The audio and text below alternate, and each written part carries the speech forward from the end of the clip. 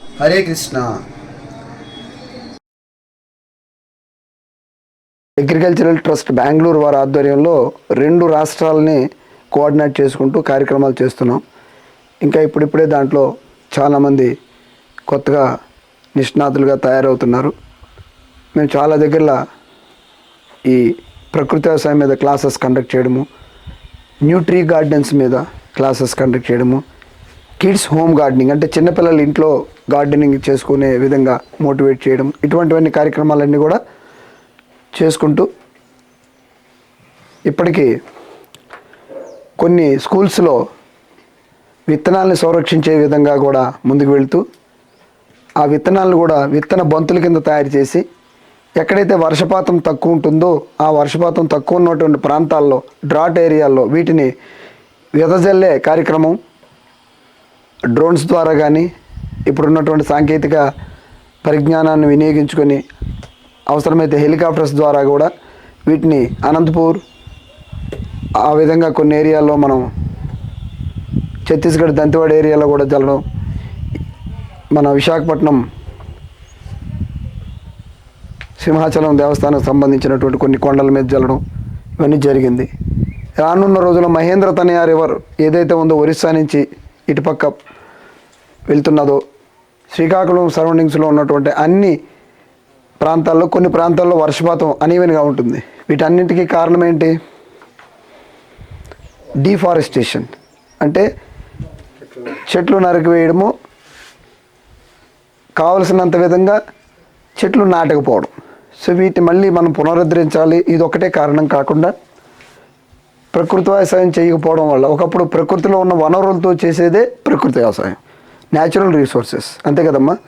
నేను కొత్తగా చెప్పడానికి ఏం లేదు. అన్నీ కూడా ఇప్పుడు కొత్తగా మీడియా బాగా ప్రాచుర్యం వచ్చింది కాబట్టి యూట్యూబ్ అని, ట్విట్టర్ అని, లేకపోతే ఇన్స్టాగ్రామ్ అని ఏవో ఒక రకమైన 1 minute 2 minutes వీడియోస్ కూడా పెద్దలందరూ వస్తున్నాయి. పాలేకర్ గారు, అలాగే విజయరామ్ గారు, తమిళనాడు వరకు వెళ్తే నమ్మాల్వార్ ఫౌండేషన్ అని చాలా పెద్ద ఫౌండేషన్ ఉంది. వాళ్ళు చాలా విత్తనాలని కాపాడుకుంటూ వస్తున్నారు. ప్రతి ఒక్కరి తాలూకా ఎజెండా కానీ లేకపోతే మెయిన్ మోటో కానీ మన ఆశయం ఏదైనా ఉన్నదంటే మన అంతరించిపోతున్నటువంటి సంపదలను ఎలాగైతే కాపాడుకుంటున్నామో విత్తన సంపదను కూడా కాపాడుకోకపోతే రానున్న రోజుల్లో మనం వచ్చే జనరేషన్, ఈ జనరేషన్ కానీ ఆ వచ్చే జనరేషన్కి కూడా మనం ఆరోగ్యకరమైనటువంటి వాతావరణాన్ని ఇవ్వలేము, ఆరోగ్యాన్ని కూడా ఇవ్వలేము. కాబట్టి దానికి ఎవరో వస్తారు ఏదో చేస్తారని మనం ఎదుటివాడి మీద నింద మోపకుండా మనకు మనముగా సొసైటీకి ఏదైనా చెయ్యాలి, తద్వారా మనం బెనిఫిట్ పొంది 10 మందికి ఉపయోగపడాలనే సదుద్దేశంతో ఈ ప్రకృతి వ్యవసాయం అనే కాన్సెప్ట్ని సుభాష్ పాలేకర్ గారు, నమ్మాల్వార్ ఫౌండేషన్ ఇలా ప్రతి ఒక్క రాష్ట్రంలో కూడా ఏదో ఒక కార్నర్లో దీని మీద ఒక రకమైనటువంటి ప్రచారం జరుగుతుంది. మనం అందిపుచ్చుకోవడమే. వాతావరణంలో అన్ని రకాలైనటువంటి చెట్లు చేమలు ఎలాగున్నాయో మనుషుల్లో కూడా అన్ని రకాల మనస్తత్వాలు ఉన్న వాళ్ళు ఉంటారు. మనకేం కావాలో అది తీసుకోవాలి. అది మంచిగా చెడు అన్నది మనం నిర్ణయించుకోవాలి. మనం 10 మందికి ఉపయోగపడాలా లేదా అన్నది మనం నిర్ణయించుకోవాలి. అలాగే మన ఇంట్లో మన పిల్లలు వచ్చి మనకి ఏదైనా క్వశ్చన్ వేస్తే సమాధానం చెప్పలేని పరిస్థితిలో మనం ఉన్నాం. వాళ్ళు అడిగిన కొన్ని క్వశ్చన్స్కి మనం సమాధానం చెప్పాలంటే మనం కొద్దిగా నేర్చుకోవాలి. దానికోసమే చిన్న ప్రయత్నం ప్రకృతి వ్యవసాయం గురించి మాకున్నటువంటి ఈ కూర్మ గ్రామంతో ఉన్న గత 7-8 సంవత్సరాల నుంచి అనుబంధం దాన్ని ఇంకొద్దిగా మనం తీసుకెళ్దాం, ఇంకా బాగా చేద్దామనే ఉద్దేశంతో ఈ కార్యక్రమం స్టార్ట్ చేయడం జరిగింది. ఇప్పటివరకు చేస్తున్నటువంటి వ్యవసాయ విధానాలు ఏవైతే ఉన్నాయో కెమికల్ రసాయనిక ఎరువులు వేసి కానీ రసాయనిక పురుగు మందులు వాడి కానీ చేస్తున్న వ్యవసాయం వల్ల మనకు ఉపయోగమా లేదా? దానివల్ల గ్లోబలైజేషన్ కూడా పెరుగుతుంది, గ్లోబల్ వార్మింగ్ పెరుగుతుంది, గ్రీన్ హౌస్ ఎమిషన్స్ పెరుగుతున్నాయి. మరి వీటంతటికీ కారణం మనమే. మనమే కొన్ని కార్యక్రమాలకు ఎంకరేజ్ చేస్తున్నాం. 100 మందిలో మనం ఒక్కడం అపోజ్ చేస్తే ఎవరు పట్టించుకుంటారులే అని అనుకోవడం వల్ల కూడా కొంత మనం వెనుకబడుతున్నాం.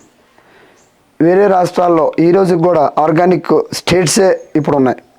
మన వరకు కూడా మన సరౌండింగ్స్లో ఉన్నటువంటి కొంతమంది రైతులను మార్చడానికి ప్రయత్నించాలి. మనం ఒక్కడమే ప్రకృతి వ్యవసాయం చేయడం వల్ల రిజల్ట్ రాదు. వచ్చినా కొద్దిగా ఉంటుంది. సో ఎవరికైతే ప్రకృతి వ్యవసాయం చేస్తున్నప్పుడు వాళ్ళ సరౌండింగ్స్లో ఎటువంటి ఇబ్బంది లేవో వాళ్ళు చేసుకోండి హ్యాపీగా, కానీ మోటివేట్ చేయండి. అలాగే విత్తన సంపదను కూడా కాపాడుకోవడం అదొక మహా లక్ష్యంగా పెట్టుకోవాలి. విత్తనాల్ని సొంత విత్తన బ్యాంక్ తయారు చేసుకునే స్థాయికి ఎదగల రైతు అన్నాడు. రైతు ఎప్పుడు కూడా అడుక్కునే వాళ్ళలాగా వెళ్ళి మాకు విత్తనాలు కావాలి అని ఈ ఖరీఫ్ సీజన్ రాగానే ఆఫీసర్ల దగ్గరకో లేకపోతే పురుగుల మందు విత్తనాల షాపుల దగ్గరికి వెళ్ళి బతిమాలవలసిన అవసరం లేదు. అప్పుడు సమీకృత వ్యవసాయ విధానాలు ఉండేవి, ఇంటిగ్రేటెడ్ ఫార్మింగ్ ఉండేది, ఇప్పుడు లేదు. కమ్యూనిటీ కల్టివేషన్ ఉండేది, అంటే అందరూ కలిసి వ్యవసాయం చేసేవాళ్ళు. ఏరా మనందరం ఈ 10 ఎకరాలు 20 ఎకరాలు ఉన్నాయి కదా, 20 ఎకరాలు ఒకే ఈ 2-3 రోజుల్లో వ్యవసాయం చేద్దామంటే అలాగే అనుకొని ఒకరికొకరు సాయం చేసుకొని ఆ పొలంలో నేను వచ్చి పని చేస్తే మీ పొలంలో నేను వచ్చి పని చేస్తాను. అప్పుడు లేబర్ ఛార్జెస్ అనేవి మినిమైజ్ ఉండేవి. గట్టి కిందకి దిగాల, అందులో మనం చేయి పెట్టాలా, ఆకుప్రెషర్ జరగాల, చెయ్యి మొత్తం కూడా మట్టి అంటితే మనకి బ్లడ్ సర్క్యులేషన్ ప్రాపర్గా జరగడమే కాకుండా రోగాలు రావు. రైతు తన కొడుకునేమో ఒక 10 సెంట్లు 20 సెంట్లు 1 ఎకరం అమ్మేసి సాఫ్ట్వేర్ ఇంజనీర్ చేస్తున్నాడు. వాడేం చేస్తున్నాడు, నాన్న నువ్వు ఎట్టి పరిస్థితుల్లో వ్యవసాయం చేయకు, నువ్వు ఆపేసాయి, కౌలుకి ఇచ్చేయడం లేదంటే ఎవరికైనా ఇచ్చేసాయి. సో ఈ విధమైన వాతావరణం వల్ల కూడా రైతు కొడుకు రైతు అవ్వకపోవడం అన్నది కూడా మనకు పెద్ద సమస్య. రానున్న రోజుల్లో అదే జరుగుతుంది. నేను మిమ్మల్ని మోసం చేస్తే మీరు నన్ను మోసం చేస్తున్నారు. ఎలాగా? మనమేమో మంచి ఎరువులు కట్టేసి పండించినటువంటి ధాన్యాన్ని తీసుకెళ్ళి మార్కెట్కో ఎక్కడికో అమ్ముతున్నాం. మంచి ధాన్యం కోసం మార్కెట్లోకి వెళ్తున్నాం. ఆ మంచి ధాన్యం అనబడే ఆ మంచి ధాన్యమో లేకపోతే మంచి రైసో ఓరల్గా చెప్పబడుతున్నది తప్ప దాంట్లో మంచిది లేదు. అంటే మోసగింపబడుతున్నాం, మోసం చేస్తున్నాం ఎన్నాళ్ళు ఇలాగా. దీనివల్ల మనకు వచ్చిన బెనిఫిట్ ఏమైనా ఉందంటే చక్కనైనటువంటి బీపీ, షుగరు, క్యాన్సరు, అన్ని రకాల రోగాలు మనం ఇన్వైట్ చేస్తున్నాం. డోర్స్ ఓపెన్, రండి రండి రండి. ఇప్పుడు ఏం చేస్తున్నాం, ఎవరో పొరపాటున ఏదో ఒక రైతు ఒక చెట్టు కింద కూర్చొని ఒక కూరగాయలు అమ్ముతుంటే కేజీ 50 రూపాయలు పెడితే ఎందుకు 40 రూపాయలకి మాకు రైతు బజార్లో దొరుకుతుందని చెప్పి అతను కామెంట్ చేస్తున్నాం. ఎంతవరకు కరెక్ట్ అది? వాడు అమ్ముకోలేడా? సో ఇటువంటి ప్రాక్టికల్ చాలా మనసును కదిలించే సన్నివేశాలు ఈరోజు కూడా చాలా విలేజ్లో ఉన్నాయి. వాటన్నిటినీ కూడా మనం అధిగమించాలంటే ముందు మనం ఆచరించాలి. మనం ఆచరించాలంటే దీనికి ఒక 5 రకాలైనటువంటి ప్రకృతి వ్యవసాయ పద్ధతుల్ని, మల్టీ క్రాపింగ్ అని, అలాగే ప్రకృతి వ్యవసాయం అని, న్యాచురల్ ఫార్మింగ్ అని రకరకాల పేర్లతో రకరకాల రాష్ట్రాల్లో ఉన్నాయి. ఫస్ట్ ఆంధ్రప్రదేశ్లో జీరో బడ్జెట్ న్యాచురల్ ఫార్మింగ్ అని ఒక ప్రక్రియని తీసుకొచ్చారు. Zero budget natural farming. ఈ జీరో బడ్జెట్ న్యాచురల్ ఫార్మింగ్లో వాళ్ళ ఉద్దేశం ఏంటంటే పెట్టుబడి లేకుండా వ్యవసాయం చేస్తాము అన్న కాన్సెప్ట్ దాంట్లో మీనింగ్ వచ్చింది. కానీ అది కాదు. ఏదైతే వరి పంట వేస్తామో ఆ వరి పంట అయిన తర్వాత వచ్చే క్రాప్స్ అన్నిటి వల్ల వచ్చినటువంటి బెనిఫిటే మనకి వీటన్నిటికీ కాంపెన్సేట్ చేస్తుంది. అలాగే గట్ల మీద ఉన్నటువంటి వ్యవసాయ విధానాలు ఏవైతే మన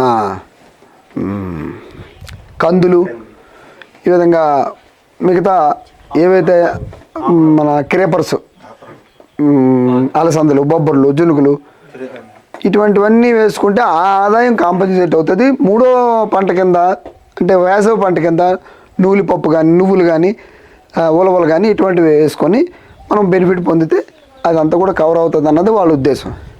జీరో బడ్జెట్ న్యాచురల్ ఫార్మింగ్. తర్వాత అది దేని కింద మారిందంటే Subhash Palekar natural farming, SPNF కింద మారింది. మరికొన్ని రోజుల తర్వాత APCNF, Andhra Pradesh community natural farming. ఇలా వాళ్ళు ఇప్పుడు ఏదో సెంట్రల్ గవర్నమెంట్ స్కీమ్ వచ్చింది, అది కూడా దీంట్లోనే భాగంగా మారుతుంది. ఈ విధంగా రూపాంతరం చెందుతున్నా తప్ప ఇంప్లిమెంటేషన్ స్థాయిలో ఇంకా బాగా చేయవలసిన పరిస్థితి అయితే ఉంది. న్యాచురల్ ఫార్మింగ్కి 4 వీల్స్ అని ఇనీషియల్ స్టేజ్లో చెప్పారు.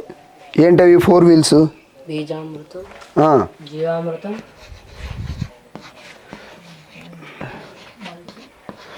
బీజామృతం, జీవామృతం,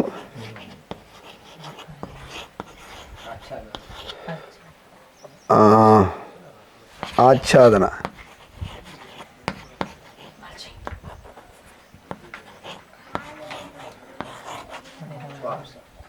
వాపస. సో ఈ విధంగా నాలుగిటిని కూడా మనం ఇనీషియల్ స్టేజ్ ఇప్పటికీ కూడా దీంట్లోంచి అన్నీ వచ్చాయి తప్ప ఇది దాటి ఏం లేవు, ఇందులో ఇంటర్నల్గా ఉన్నాయి. సో మనం న్యాచురల్ రీసోర్సెస్, ప్రకృతి అంటే సహజ వనరులు మనకు దొరికేవి ఏంటవి? వనరులు అంటే పంచభూతాలు. పంచభూతాలతో చేసే వ్యవసాయమే ప్రకృతి వ్యవసాయం. ప్రకృతిలో ఉన్న వనరులతో చేసే వ్యవసాయమే ప్రకృతి వ్యవసాయం. అదే డెఫినేషన్ రాసుకోండి. సోలార్ ఎనర్జీ, అలాగే భూమి మనకు కావాల్సిన బేస్ అదే. మనకి మైక్రోబియల్ యాక్టివిటీస్ జరిగిన రూట్ సిస్టమ్ డెవలప్ అయ్యి దాంట్లోంచి మినరల్స్ని తీసుకొని కావాల్సిన పోషకాలన్నీ కూడా మనకి ఇవ్వడం కానీ, మొక్కకి ఇవ్వడం కానీ, అలాగే అగ్ని అంటే టెంపరేచర్ లేకపోతే ఏమవుతుందంటే ఎల్లవేళలా ఒక సీడ్ ఉంది, ఒక బీజం జర్మినేట్ అవ్వాలంటే టెంపరేచర్ కావాలి. సర్టెన్ టెంపరేచర్ లేకపోతే ఆ బీజం అనేది దాంట్లో రిలీజ్ అవ్వదు. కాబట్టి కంపల్సరీగా అగ్ని ఉండాలి. నీరు అంటే వాటర్ కంపల్సరీగా దానికి కావాల్సినటువంటి ఫోటోసింథసిస్ కానీ లేకపోతే మనం అనుకున్నటువంటి కిరణజన్య సంయోగక్రియ జరగడానికి కావాల్సింది. గాలి యాజ్ వెల్ యాజ్ ఆక్సిజన్ లేనిది ఆ సృష్టి లేదు. ఈ 5 ఫ్యాక్టర్స్ మీద టోటల్గా ప్రకృతి వ్యవసాయం అనేది ఆధారపడి ఉంది. మనకి కావాల్సింది దేశీ ఆవు. పూర్వం ఏమనేవారు? పాడి పంట 2 కళ్ళు అనేవారు. పాడి లేనిదే పంట లేదనేవారు. స్లోగా మనం ఏం చేస్తున్నాము, క్వాలిటీకి ఇంపార్టెన్స్ ఇవ్వకుండా క్వాంటిటీకి ఇంపార్టెన్స్ ఇవ్వడం మొదలెట్టాం. ఎప్పుడైతే మనం ఇంపార్టెన్స్ ఇవ్వడం లేదో దిగుబడి పెరుగుతున్నది. వ్యవసాయ విశ్వవిద్యాలయాలు కావచ్చు, శాస్త్రవేత్తలు కావచ్చు, వాళ్ళు ఆత్మవిమర్శ చేసుకోవాలి. ఎందుకంటే మన భారతదేశంలో ఈరోజు కూడా ఒక్కొక్క ఊరి పేరుతో ఒక్కొక్క రకమైన వంగడము, ఒక్కొక్క రకమైనటువంటి వృక్షము, ఏదో ఒక మనకి సంకేతంతో ఉండేవి. ఉదాహరణకి చింతలూరు సన్నాలు,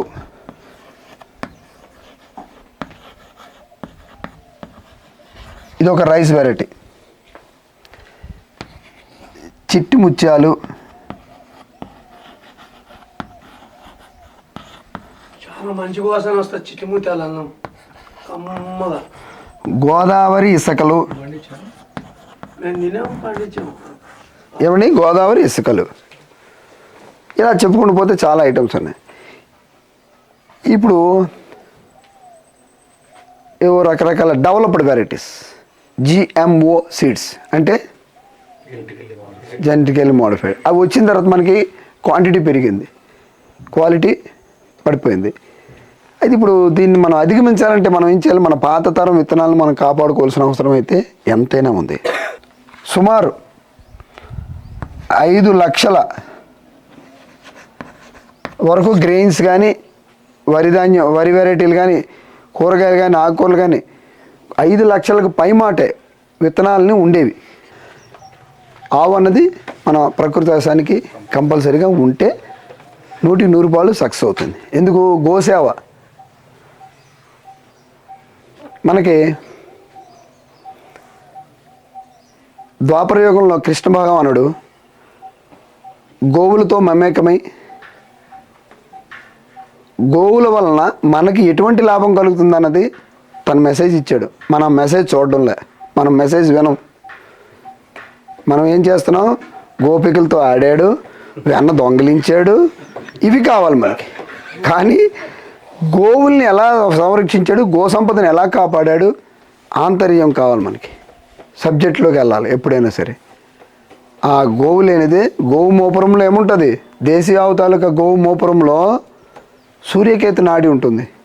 ఆ సూర్యకేతు నాడి సూర్యుడి నుంచి వచ్చినటువంటి అతినీలలోహిత కిరణాల నుంచి ఏవైతే మనకు కావాల్సినటువంటి ఎనర్జెటిక్ వేవ్స్ ఉంటాయి వాటిని తీసుకొని ఆవు పాలలోకి ఇస్తుంది. ఆవు పాల ద్వారా మనకి తద్వారా వచ్చిన పెరుగు, వెన్న, నెయ్యి, గోమూత్రం, గోమయం అన్నీ కూడా పంచగవ్యములు. ఇల్లు గృహప్రవేశానికి ఆవు కావాలి, కానీ ఆవును పెంచం. ఓకే, ఇల్లు అలకాలి. ఈ విధంగా పూర్వం ఏంటంటే ఇంట్లో ప్రతిరోజు కూడా ఇల్లు అలుక్కొని వంట స్టార్ట్ చేసేవారు. పెస్ట్ మేనేజ్మెంట్కి కూడా ఆవు తాలూకా పేడ ఉపయోగపడేది. ఇప్పుడు మనం ఇందులోకి సబ్జెక్టులోకి మనం ఇప్పుడు వెళ్తే బీజామృతంలో తీసుకొని విత్తన శుద్ధి చేసుకోవాలి. ఎందుకు విత్తన శుద్ధి చేసుకోవాలా? రోగం వచ్చిన తర్వాత మందు వేసుకునే కన్నా రోగం రాకుండా ప్రివెన్షన్ బెటర్ దాన్ క్యూర్. మనకు కావాల్సింది ఏంటి? ప్రివెన్షన్ కావాలి. బీజామృతం మనం ఎందుకు వాడతామో? విత్తన శుద్ధి కోసం వాడతాము. ఆ విత్తనాలను శుద్ధి చేసుకొని వాటిని ఒక గంట సేపు చెట్టు నీళ్ళలో కానీ ఏదైనా షెడ్లో కానీ ఆరబెట్టి ఆ తర్వాత వాటిని విత్తుకుంటే వాటి జర్మినేషన్ అన్నది మొలక శాతం ఏమవుతుంది? మొలక శాతం పెరుగుతుంది. ఇంకా రోగనిరోధక శక్తి, ఇమ్యూనిటీ బూస్టర్గా దానికి ఇదంతా ఒక కవచంలాగా ఏర్పడి ఉపయోగపడుతుంది. తర్వాత ఎప్పుడైనా సరే బీజామృతంలో శుద్ధి చేసేటప్పుడు గోమూత్రము ఎంత ఫ్రెష్ అయితే అంత మంచిది, గోమయము ఎంత పాతదైతే అంత మంచిది. రివర్స్, గోమయము 7 రోజుల్లోపు వాడాలి. గోమూత్రం ఎన్ని రోజులైనా పర్లేదు, దాంట్లో సాల్ట్స్ అన్నీ కూడా డౌన్ అయి ఉంటాయి.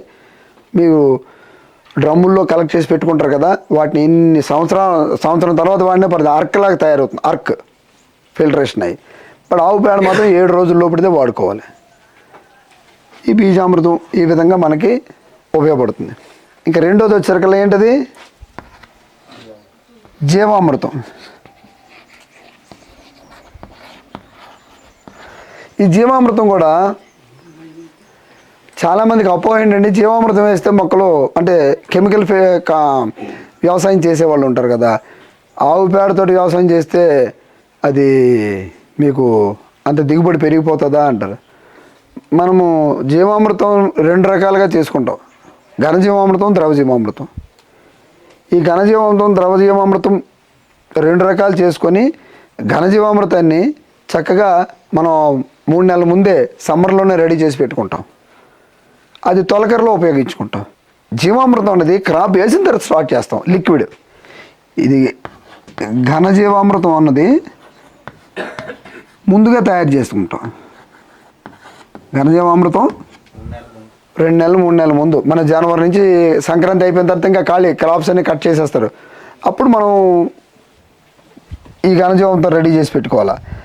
లిక్విడ్ జీవామృతం అనేది at the time of crop start చేసిన దగ్గర నుంచి ఎవ్రీ 10 to 15 డేస్కి వాటిని ఆ క్రాప్కి ఇవ్వాల్సిన పరిస్థితి ఉంటుంది. జీవామృతం అనేది జీవితాంతం ఇవ్వాలా, లేకపోతే కెమికల్ ఫార్మింగ్లో స్టార్టింగ్లో ఇవ్వాలా? ఎందుకంటే పూర్వకాలం పద్ధతిలో గత్తం వేయడం, మేకల మందులు వేయడం, గొర్రెల మందులు వేయడం. మీరు అడిగింది చాలా మంచి క్వశ్చన్. ఇప్పుడు 5 లేయర్ మోడల్ అవ్వచ్చు, వరి అవ్వచ్చు. వరి అనుకోండి 4 నుంచి 5 నెలల్లో అయిపోతుంది, ఏదో లాంగ్ టర్మ్ సీడ్ అయితే తప్ప. కానీ పళ్ళ జాతికి ముఖ్యంగా స్టార్టింగ్ స్టేజ్లో ఉన్నటువంటి 5 లేయర్ మోడల్లో జీవామృతం ఇవ్వాలి. ఎన్ని సంవత్సరాలు ఇవ్వాలి? అది ప్యాడీ గురించే అవసరం, అంటే ఆ పొలాల్లో అవసరం. ఇది 5 లేయర్ అనేది ఇన్వెంటెడ్ కాబట్టి మన పూర్వకాలం పద్ధతుల్లో వెళ్ళి మన ప్యాడీ కానీ, అంటే అందులో వేసే కందులు కానీ, మినుములు కానీ, పెసలు కానీ, నువ్వులు కానీ, వీటి పంట గురించే ఎక్కువ క్వాంటిటీలో అవసరం ఉంటుంది. మనకి బేసిక్ రిక్వైర్మెంట్స్ వాటిలో జీవామృతం అనేది ఒకసారి కెమికల్ నుంచి వచ్చాక ఎవరైతే స్టార్ట్ చేస్తున్న 3 సంవత్సరాలు 4 సంవత్సరాలు పర్లేదు, ఆ తర్వాత కూడా జీవితాంతం ఈ జీవామృత ప్రాసెస్ పెట్టాలా? అది ప్రశ్న. ఇప్పుడు పాలేకర్ గారు చెప్పినవైతేనేమి, మన ఇప్పుడు విజయరామ్ గారు చెప్పినవైతేనేమి, చాలామంది రైతులు ఆల్రెడీ ఇన్నోవేటివ్ ఫార్మర్స్ వచ్చేసారు బయటికి. అందులో ముఖ్యంగా కర్ణాటకలోని బంగారప్ప అనే ఒక ఫార్మర్ ఉన్నాడు. ఆయన 6 years తర్వాత అసలు జీవామృతం కాదు ఏమీ ఇవ్వడంలా, ఆయన ఏమీ ఇవ్వడం లేదు. చక్కగా ఆయన పొలంలో అన్ని రకాల పంటలు పండుతున్నాయి, సెల్ఫ్ సస్టైన్ అయిపోయింది. అది సెల్ఫ్ సస్టైన్ అవ్వాలంటే ఏం చేయాలి, ఏ విధంగా మనం ఫాలో అవ్వాలంటే అతను మిశ్రమ పంటలు వేసుకున్నాడు, ముఖ్యంగా 5 లేయర్ మోడల్ లాగా మిశ్రమ పంటలు దానికి అప్పుడు సమీకృత వ్యవసాయంగా చేసుకున్నాడు. వరికి మాత్రం కంపల్సరీగా మీరు 3 నెలలు ఇవ్వాలి. ఎప్పుడైతే గింజ పాలు పోసుకుంటుందో అప్పుడు ఆపేసి అక్కడి నుంచి మనం దశపర్ణ దాని ఏమిటి సప్తధాన్యాంకుర కషాయం ఇచ్చుకోవాలి. ఎందుకంటే ఆ క్వాలిటీ కానీ లేకపోతే దాంట్లో పాలు పోసుకున్న విధానం కానీ క్వాలిటీ ఆఫ్ ది గ్రెయిన్ పెరగడానికి అది ఉపయోగపడుతుంది. అక్కడి నుంచి మనం జీవామృతం ఇవ్వాల్సిన అవసరం లేదు. ఆల్రెడీ దానికి కావాల్సిన పోషకాలు ఉన్నాయి, కావాల్సిన తేమని మనం ఇచ్చుకుంటే సరిపోతుంది. తర్వాత పైపాటుగా ఈ పల్సెస్కి ఇచ్చుకోవాలి, ఊరికి దానికి ఇచ్చుకో అవసరం లేదు. ఎందుకు ఆల్రెడీ వాటర్ సోర్స్ అనేది అప్పటికే మనకు చాలా మట్టు కట్ అయిపోయి ఓన్లీ తేమ మీద ఉంటుంది. ఇటువంటి పంటలకు మాత్రం మిశ్రమ పంటల్లో మాత్రం 6 ఇయర్స్ కానీ మనం కంటిన్యూస్గా ఇస్తే ఆఫ్టర్ 6th ఇయర్ నుంచి ఈ లోపే అది మీకు సెల్ఫ్ సస్టైన్ అయిపోతుంది. ఆ భూమి మొత్తం కూడా ఇలా ఉండదు. మనకు కావాలంటే కాలు వేసుకుంటే లోపలికి దిగిపోయే స్టేజ్లో ఉంటుంది. వానపాములు కానీ లేకపోతే వాతావరణంలో ఒక రకమైనటువంటి చల్లటి క్రియేషన్ కూడా వస్తుంది. ఎందుకు ఈ మొక్కలు కూడా పెద్దవి అయిపోతాయి, వాటి నీడలో కూడా చాలా పెరీనియల్స్ ఉంటాయి. ఆ పెరీనియల్స్ వల్ల కూడా మీకు సెల్ఫ్ సస్టైన్ అవుతుంది. సో వరికి మీరు చెప్పినట్టుగా 3 నెలలు ఇచ్చి ఆ తర్వాత ఆపేయవచ్చు. మిగతా పంటలు మాత్రం 5 to 6 ఇయర్స్ ఇస్తే ఆటోమేటిక్గా గుడ్ రిజల్ట్ వస్తుంది. తర్వాత ఇవ్వాల్సిన అవసరం ఉండదు. ఎప్పుడంటే మనం చేసిన పద్ధతిలో సిన్సియారిటీగా లేకపోతే మరొక 1 సంవత్సరం 2 సంవత్సరాలు పెరుగుతాయి తప్ప మన దగ్గర ఆవు లేదు, ఎక్కడి నుంచి తెస్తావు? 6 సంవత్సరాలు చేయలేవు కదా. ఎవరైతే those are doing perfectly natural farming, డెఫినెట్గా 5 నుంచి 6 సంవత్సరాల్లో నువ్వు దాని వైపు చూసుకోక్కర్లేదు, సెల్ఫ్ సస్టైన్ అయిపోతుంది. మూడోది ఏంటది? మల్చింగ్ అంటే ఆచ్ఛాదన. ఆచ్ఛాదనలో 2 రకాలు ఉన్నాయి. ఒకటి జీవ ఆచ్ఛాదన, 2 కాష్ట ఆచ్ఛాదన. ఒకటి live mulching, dry mulching. Live mulching అంటే అర్థం ఏంటంటే ఇప్పుడు ఈ గడ్డి ఉంది, ఇదంతా లైవ్. దీంట్లోనే ఒక ఆనప పాదో తీపి గుమ్మడి పాదో పెట్టామనుకోండి, ఇది మొత్తం కూడా ఆక్యుపై అవుతుంది. ఆటోమేటిక్గా గడ్డి సప్రెస్ అయ్యి గడ్డి మొత్తం కూడా అలా వాడిపోతుంది. వాడడమే కాకుండా గ్రోత్ పెరగదు అంత వేరంగా, ఎందుకు ఇది డామినేట్ చేసేస్తుంది. అదే ఈ భూమి కాస్త లూజ్ సాయిల్ బాగుంది, ఉలవలు వేసేయండి, పెసలేయండి, అలసందలు, బొబ్బర్లు, చినుకులు, ఏదైతే మనకు ఆ మాత్రం క్రాప్ లాగా కొండ జాతికి సంబంధించిన పప్పు ధాన్యాలు కూడా మనం వేసుకుంటే చక్కగా ఇదంతా కూడా ఆక్యుపై అవుతుంది. ఆకుకూరలు, కాయగూరలు, పెద్ద మొక్కలు ఏవైతున్నాయో వాటి సరౌండింగ్స్లో మనము ద్విదళ జాతి కానీ లేదా కాయగూరలు కానీ క్రీపర్స్ కానీ పెట్టుకోవడం వల్ల ఆచ్ఛాదనగా ఉంటుంది. ఆ ఆచ్ఛాదన అనేది మనకి అన్ని విధాలుగా సాయిల్లో ఉన్నటువంటి మైక్రోబియల్ యాక్టివిటీస్ని డెవలప్ చేస్తుంది. అది అందరికీ తెలిసిన విషయమే, మరొకసారి రిపీట్ చేస్తున్నా. ఇంకా 4వది వాపస. ఈ వాపస అంటే ఎవరికైనా తెలుసా?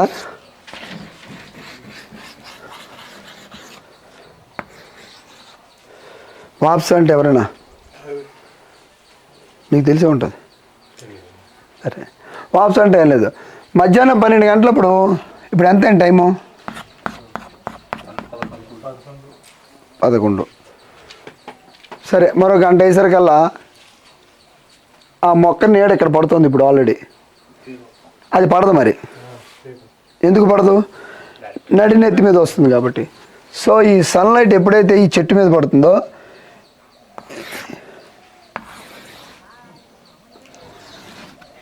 ఓకేనా?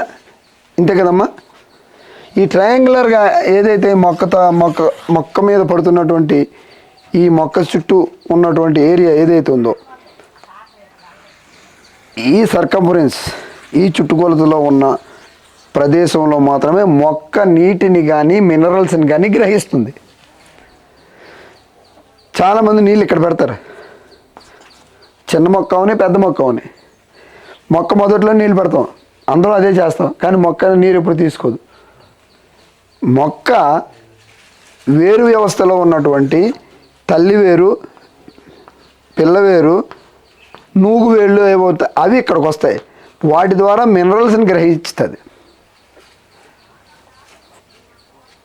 ఈ ఆకులు, కొమ్మలు, వీటితోటి ఫోటోసింథసిస్ జరుగుతుంది. అది వాటర్ రీసైక్లింగ్ అనేది ఆకుల ద్వారా జరుగుతుంది. మినరల్స్ అన్నీ కూడా మైక్రోబిల్ అంటే సూక్ష్మ ఏవైతే మైక్రోబ్స్ ఉంటాయో అవన్నీ కూడా మీకు ఈ ఏరియా ఏదైతే మనకి సన్లైట్ పడుతున్నదో అక్కడ మాత్రమే తీసుకుంటాయి. అందుకు చాలామంది మొక్కలకి పళ్ళింగ్ కడతారు, లేదా మొక్క మొదటికి మట్టిని ఎగదోయాలి. ఎగదోయడం వల్ల ఏమవుతుందండి, ఇక్కడ స్ట్రెంగ్త్ ఈ నడుము అనేది గట్టిపడుతుంది.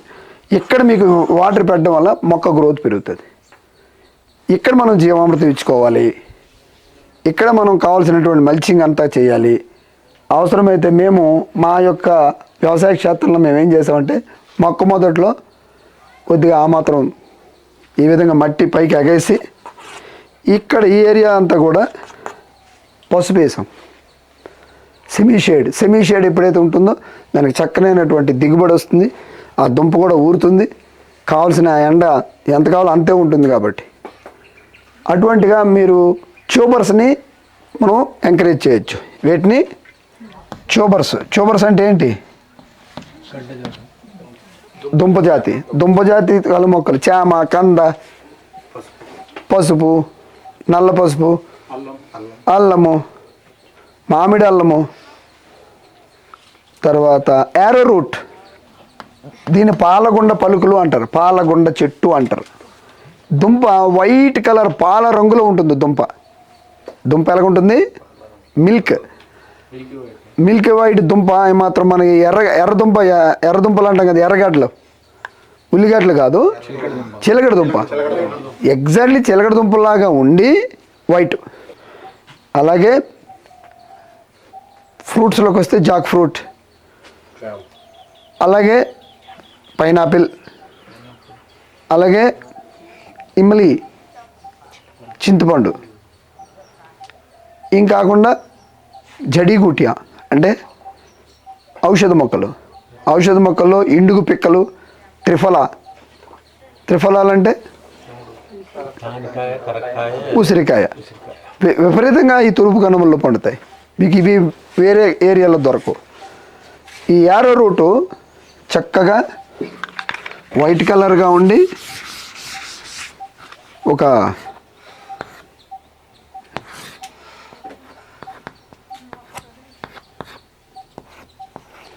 ఈ విధంగా దుంప.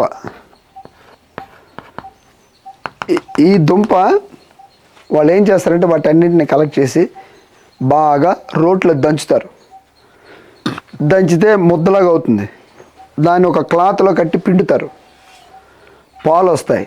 ఈ పాలుని చక్కనైన పళ్ళాల్లో వేసేసి ఎండబెడతారు. దాంట్లో ఉన్న వాటర్ అంతా ఎవాపరేటివ్ స్టార్చ్ పిండి ఉంటుంది. ఆ పిండి ఏం చేస్తారు, పలుకులుగా అవుతుంది అనమాట. దాన్ని బాడీ ఓవర్ హీట్ అయినప్పుడు మనం ఏదో పని చేసి బాగా బయట ఎండలోనో లేకపోతే బాగా వ్యవసాయంలోనో కష్టపడి వచ్చినప్పుడు దాన్ని నీటిలో కలిపేసి బాగా పొయ్యి మీద ఒక 5 నిమిషాలు మరిగించి చిన్న పెసరు, కొద్దిగా బెల్లం, ఒక యాలక్కాయ ఒక ముక్క ఇలా చితకొట్టేసేసి దాన్ని పళ్ళెంలో వేసేసి ఒక దగ్గర పెడితే గడ్డ కడుతుంది. బిళ్ళలుగా తయారవుతుంది. అవి స్వీట్.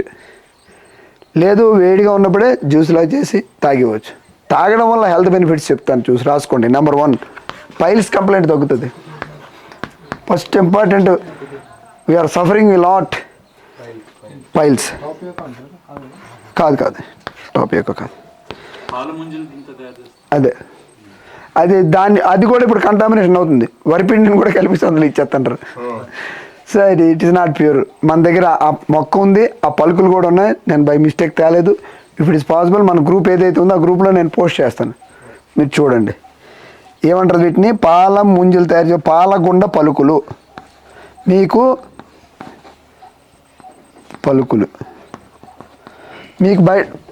వైజాగ్ దాటితే మరి దొరకవు ఇవి. ఒకవేళ ఈ ఏరియా వాళ్ళు అక్కడికి వెళ్తే వాళ్ళు చెప్తారు పలానా వస్తువు ఉందని. మనకు తగ్గేది first piles, body over heat, immunity booster, జ్వరం వస్తుంది. ఫస్ట్ మీకు జ్వరం వచ్చిన తర్వాత నోరు టేస్ట్ పోద్ది. తర్వాత ఏమవుతుంది, ఏ తినలేరు, చాలా లెస్ ఫుడ్ బాడీలోకి వెళ్తుంటుంది. అటువంటప్పుడు ఇది ఎప్పుడైతే ఇస్తారో బాడీకి ఎనర్జీ లెవెల్స్ చక్కని పెరుగుతాయి. ఇది ఇవ్వాలా మీకు దొరకదు, దీని గురించి తెలీదు. శ్రీకాకుళం, విజయనగరం, విశాఖపట్నం వరకు తెలుసు. ఒకవేళ మా ఏరియా వాళ్ళు అటుపక్క వెళ్ళి వైజాగ్లో, హైదరాబాద్లో ఎక్కడైనా జాబ్ చేస్తుంటే పలానా వస్తువు తెప్పించండి అని అడుగుతారు వాళ్ళు. సో మీకు కూడా అటువంటివి కావాలంటే మన అరకులో ఎవరైనా ఫ్రెండ్స్ ఉంటే తెప్పించుకోండి. అలాగా లేదు నన్ను అడిగినా నేను చెప్తాను మీకు. ఏం చెప్పాను మీకు, immunity Boost, body over heat, piles complaint, ఇలా చాలా మీకు ఎనర్జీస్ డ్రాప్ అయిపోతున్నాయి అన్నప్పుడు ఉపయోగించే ఔషధ మొక్క అనమాట.